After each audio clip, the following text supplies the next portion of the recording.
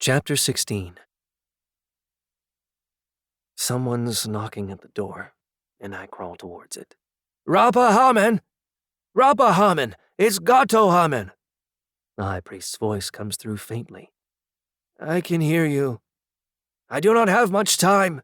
The pharaoh did not die of natural causes. He was poisoned.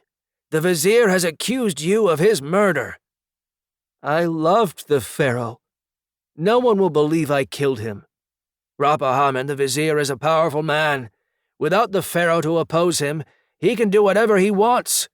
You are to be tried today for murdering the pharaoh. The vizier is not only your accuser, but your judge and jury. You will be found guilty, and you will be condemned to death. Rapa Hamen, I must go now, but remember this, I will save you. Oh, don't go, I cry. Don't leave me. No reply.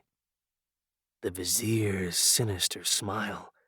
He killed the pharaoh because his power had been diminished, something he's always blamed me for.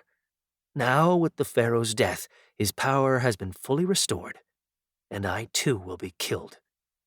A clean sweep indeed. The vizier has no heart, and a creature with no heart is a monster.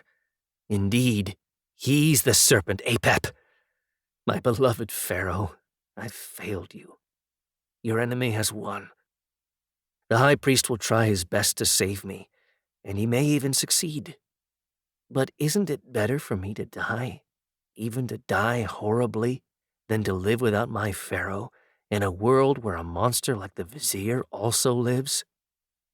I pray to Bastet for guidance and think of her great gift to me, the gift of human speech.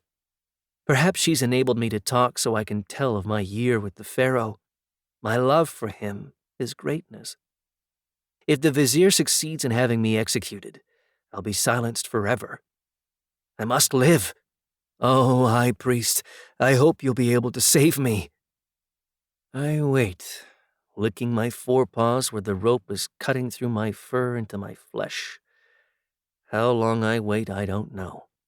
Time has lost all meaning. It stopped for me the moment I realized my king, my god, was dead. The guards finally return, drag me out of the cell, and take me to the building that houses the courtroom. The great Kenbet is in session, presided over by the vizier, who's surrounded by his cronies, his executives, the court's scribes, and the director of the cabinet. The murderer sits enthroned like a king. If my forepaws weren't tied, I would claw his flesh to the bone. I stand in the middle of the courtroom facing my accuser while he reads aloud from a papyrus. It's the list of charges against me. He reads on, then gets up and calls my name 3 times. Each time a gong is sounded. The sound of the gong has started a sympathetic vibration in my guts. You have been found guilty of murder, the vizier says. The murder of our beloved king. You will be put to death. Death by impaling. My guts flutter and churn, as if objecting to being pierced. Now I know how to reply to the vizier, not with words. He isn't worthy. With something visceral, something as putrid as he is. I fart with all my might, expelling all my anger and contempt.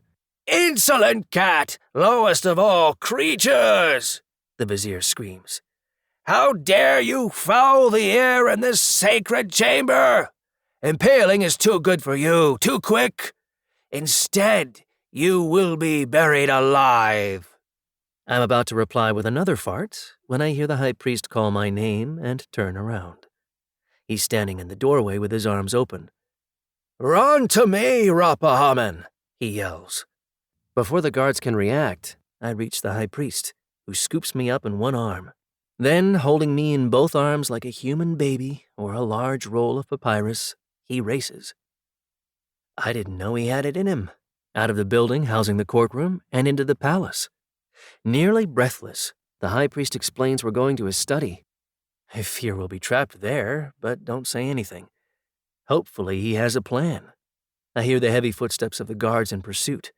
Down the spiral stairs we go, so fast I feel I've been caught in a descending tornado. When we reach the study, the high priest unlocks the door and, once we're inside, closes and bolts it. He walks over to the only chair, collapsing into it with me in his lap. "Rapa Hamen," he gasps. "You are quite heavy. You have become a very big cat." "This is no time to be discussing my weight. How the hell are we going to save ourselves?" The guards are banging on the door and shouting at us to open it. The high priest puts me down and gets up. "Follow me," he says. "Don't you think you should cut my bonds first?" He takes a knife and carefully severs the heavy rope. I lick his hands in thanks, then lick my wounds. As I try to soothe my torn flesh, the high priest walks over to the small boat I saw when I came back from Menfi. "Get in the boat, Rapa Hamen," he says, pointing to a small empty space at the stern. "Why? Is there a secret underground river? No. The high priest has gone mad. I'm going to be buried alive after all, and he'll probably be made to join me." "Get in the boat," he repeats. I do as he says, and as I sit in the little empty space at the stern, he gets in too and sits at the bow with a papyrus in his hands. "Oh, mighty Tote," he prays, "do not abandon us now. Maker of the word, God of the moon, measurer of time, friend of Osiris, from this land deliver us, to a distant country take us, and give us the power to speak the tongue of the people we will find ourselves among." The boat starts to rock, and he stops praying long enough to yell, "Rapa Hamen, get into the cabin!" I wish he'd make up his mind where he wants me to be. Inside the tiny cabin, I can't make out the rest of his prayer, but it's making the boat rock more and more. When he's finished, he hurriedly joins me in the cabin, and we sit side by side. The guards are hacking at the door to the study. Any moment now they'll burst in. The boat is not only rocking, but has started spinning. Slowly at first, but faster with each passing moment till it's spinning so fast I become dizzy. The high priest is sitting right beside me, but his face is now a blur. I panic. "Let me off this boat!" I scream with what I think is my last breath. "Help! Help!"